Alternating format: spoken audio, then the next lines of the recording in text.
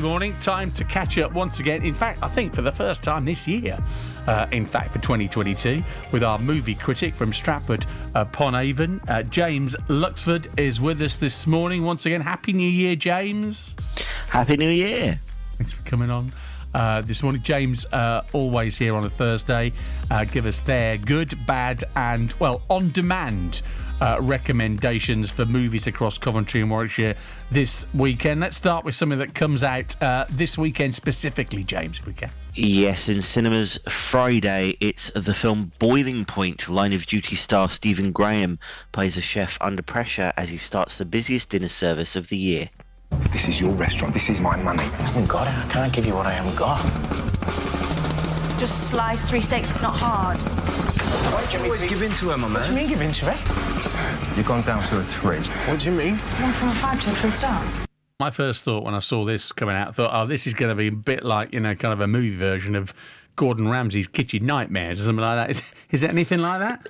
There is a little bit of that, yeah, and you can hear in Stephen Graham like a few inflections and certainly the aggression of Gordon Ramsay's sort of reality TV persona, but I really like this. It's a really fast-paced drama that's filmed in one take, which I think really adds to the tension as we go back and forth from the sort of the dining room to the kitchen and all around the restaurant, but it makes it feel quite claustrophobic. I think Stephen Graham is great. You've seen him in things like Rocket Man, The Irishman, the recent Venom film, but here he gets the chance to sort of shine in the spotlight as someone slowly buckling under the pressure, and I think you do a little bit as well as you feel what he's going through. I think it's a film that creates a lot of tension in an ordinary setting, which is an unusual thing, I think, and shows the struggle of, just sometimes getting through a shift. From Line of Duty now as a superstar chef in the restaurant drama Boiling Point opens in cinemas across Coventry and Warwickshire this Friday. That's your good. What's your bad, James? My bad is in cinemas now. It's The Matrix Resurrections. After almost 20 years from the previous film, Keanu Reeves returns to the world of The Matrix, where once again he learns that the world around him is not all it seems. Thomas? You seem particularly triggered right now. Can you tell me what happened? I've had dreams that weren't just dreams. Am I crazy? Was this a really necessary sequel in the Matrix series, do you think?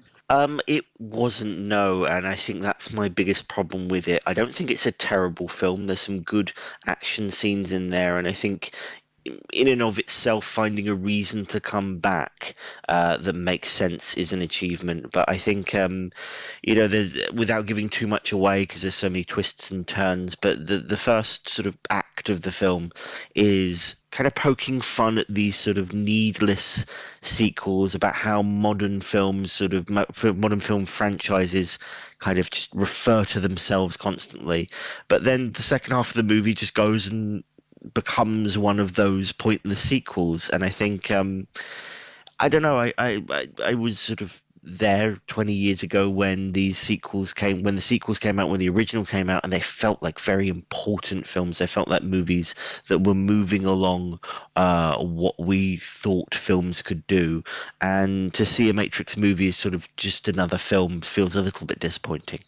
Matrix Resurrections, sequel to the Matrix movies, out now. James's bad recommendation this week. So let's go for something on demand then, something that you can watch on on-demand services like the BBC iPlayer.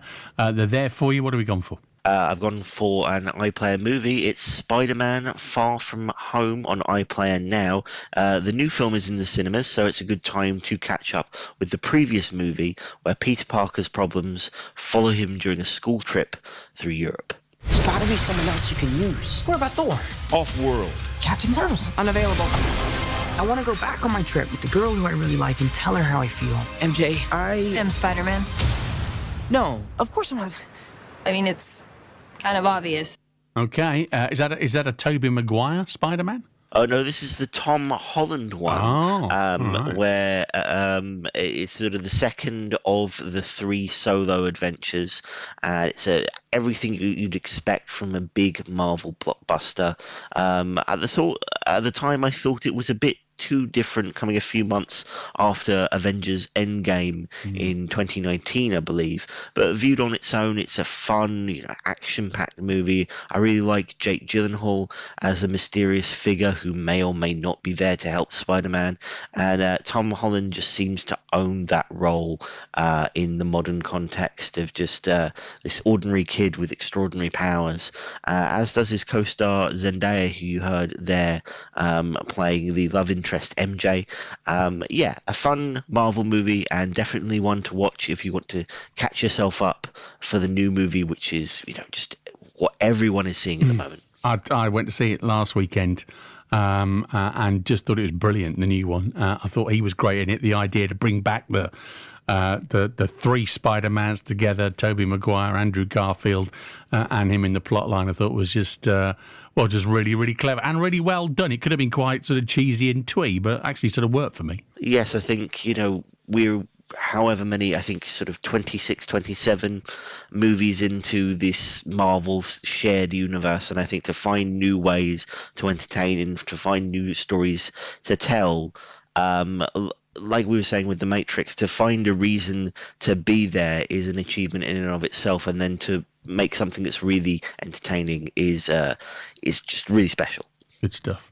James, always good to hear from you. Thank you for those suggestions. James's good, bad and on-demand recommendations for this week. James Luxford, our movie critic from Stratford-upon-Avon, with us every week on BBC CWR.